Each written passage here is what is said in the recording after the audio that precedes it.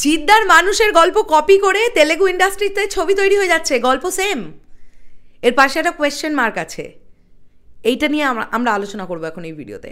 নমস্কার বন্ধুরা, আমি পৌশালী, চলে এলাম আরও একটা নতুন ভিডিও নিয়ে। কিছুক্ষণ আগে হোয়াটসঅ্যাপে একটি মেসেজ আসে আমার কাছে সুরজিৎদার তরফ থেকে, এবং সুরজিৎদা বলেন বিষয়টা আমাকে দেখতে। এবং সত্যি কথা বলতে কি, সাইন্দাফ বলে যে তেলেগু সিনেমাটা জানুয়ারি মাসের মিডের দিকে মুক্তি পাবে, 13ই জানুয়ারি 2024, এই সিনেমাটার ট্রেলার আজকে ড্রপ করা হয়েছে। তো আমি এই সিনেমাটার ট্রেলার আমার দেখা হয়নি, আমি একটু আগে দেখলাম এই মেসেজটা পাওয়ার পরে। এখন ব্যাপারটা হচ্ছে, তাহলে কি এই গল্পটা মানুষের কপি? মানুষের গল্প কিন্তু লিখেছিলেন সঞ্জয় সমাদ্দার, আমরা সবাই জানি।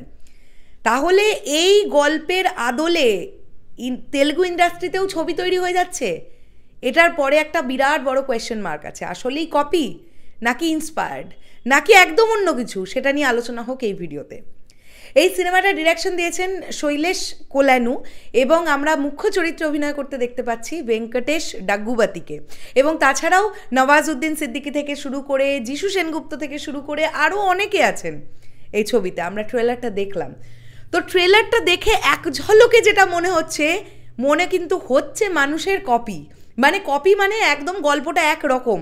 যদি তোমরা ভালো করে ট্রেলারটা দেখবে এখানেও দেখতে পাওয়া যাচ্ছে এই পার্টিকুলার ভেঙ্কটেশ ডাগ্গুবাতিজির যে মেয়ের ক্যারেক্টারটা, যে মেয়েটি করছে, সে অসুস্থ হয়ে পড়ছে প্লেগ্রাউন্ড থেকে দৌড়তে দৌড়তে আস্তে আস্তে, এবং তারপরেই কিন্তু সেই মেয়েকে বাঁচাবার জন্যে টাকার প্রয়োজন পড়ছে।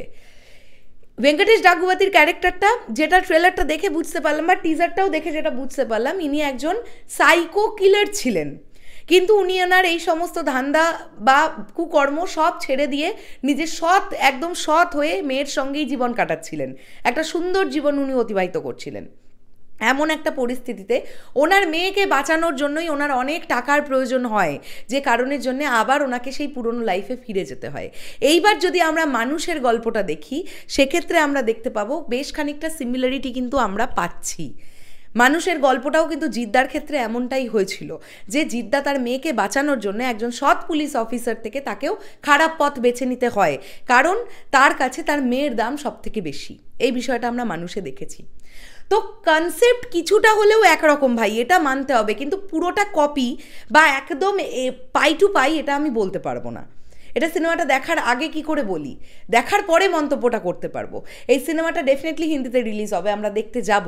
এই সিনেমাটা রিলিজ পাক, তারপরে আমরা দেখে বলবো এটা মানুষের কপি নাকি ইন্সপায়ার্ড, নাকি কোনোটাই মিল নেই। জাস্ট ছোট্ট ওইটুকুই প্লট পয়েন্ট মিল আছে যে মেয়েটা অসুস্থ হবে, তাই জন্য তার বাবার টাকার দরকার পড়বে, তাই সে আবার খারাপ কাজের সঙ্গে নিযুক্ত হয়ে যাবে। এটা আমাদের জানতে হবে। তবে যেটা লুক অ্যান্ড ফিল পেলাম ট্রেলারের মধ্যে, সেইটা কিন্তু অনেকটা মানুষের মতন লুক অ্যান্ড ফিল। এবং দেখো, তোমরা ভালোভাবেই জানি আমরা সাউথের ছবির অ্যাকশন দুরন্ত মানের হবে। একটা সিন এরকম আছে, মুখ থেকে গুলি করলো, একদম কি বলবো, আমি ওয়ার্ডটা ইউজ করলাম না, তোমরা দেখে নিও ট্রেলারে। একটা সিন এরকম আছে, এরকম করে ছুরিটা এখান দিয়ে গাঁথলো, এখান দিয়ে বেরিয়ে গেল। মানে এত ভালো অ্যাকশন হয় না সাউথে, জাস্ট ভাবনারই বাইরে।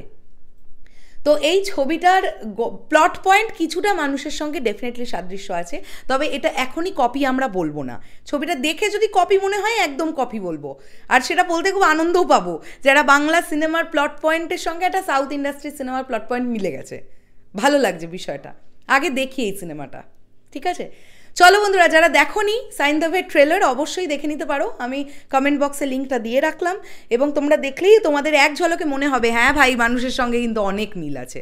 এটা কিন্তু সত্যি কথাই। চলো আসছি আবার খুশিগিরি নতুন কোনো ভিডিও নিয়ে, তাহলে এখনের জন্যে টাটা।